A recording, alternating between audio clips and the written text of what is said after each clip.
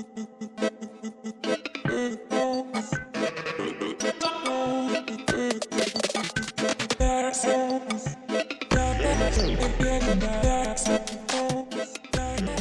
movie nerds, and welcome back to Cinematic Sarcastic, a podcast that talks all things movies and television.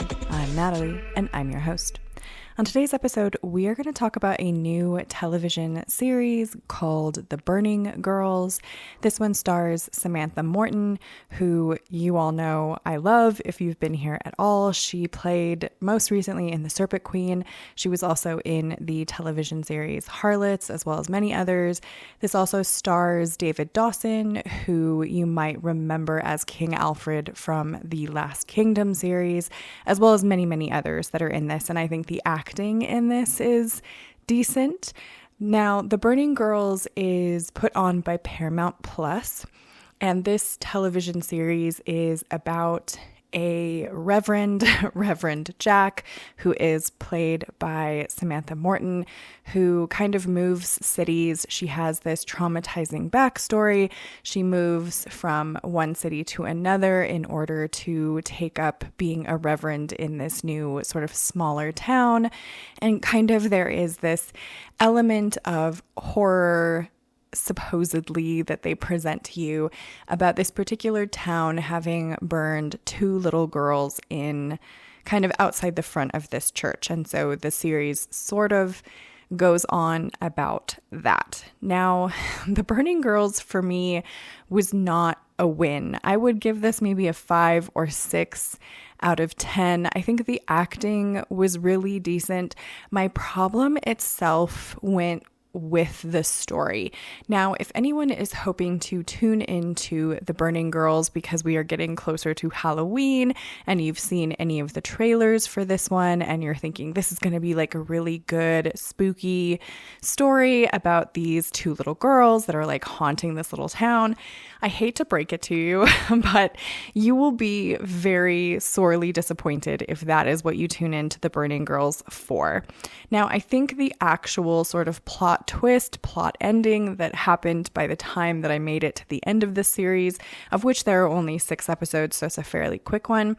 I did end up liking the story overall, but it is a bait and switch story. So the story that you think you are tuning in for is not going to be what you get at the end. And that for me was pretty disappointing. So one of the biggest sort of downsides to The Burning Girls for me was the fact that there were so many plot lines happening in this story.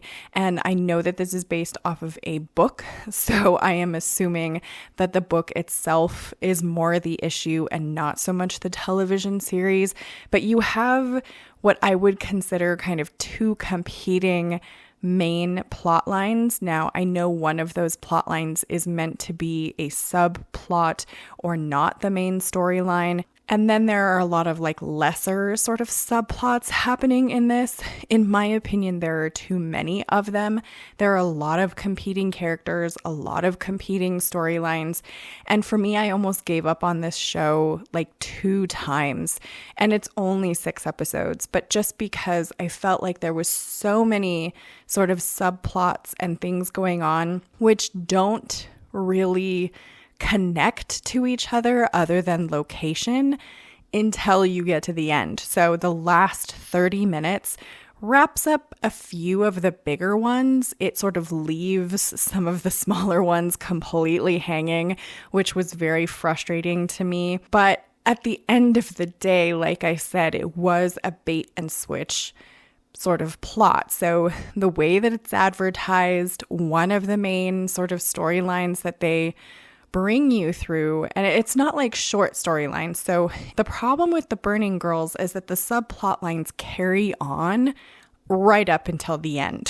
So you genuinely have no idea that there is going to be kind of this bait and switch thing that happens until you're at the end.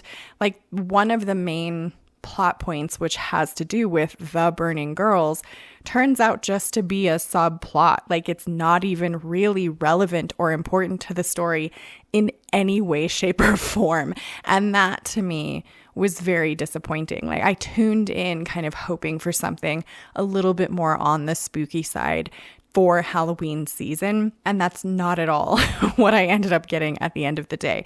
Now, I'm not sad to have watched this one. Like I said, I did enjoy kind of the twist ending of it, but I think maybe this would have worked better in book form as like a duology, and in show form maybe as two completely different series that just sort of center around the same town but are dealing with different sort of stories. I mean, I do get in some way kind of that they're connected to one another, but at the end of the day, not really. So I really kind of would have rather watched this show with the Burning Girls not even being a part of the story, but because I think that was very distracting, and you know, it did end up kind of being the most disappointing aspect of it. But other than that, I mean, I think, again, the acting was pretty well done. They had a lot of really great actors in this. I think David Dawson, who, again, was King Alfred from The Last Kingdom, was horribly underutilized in this television series.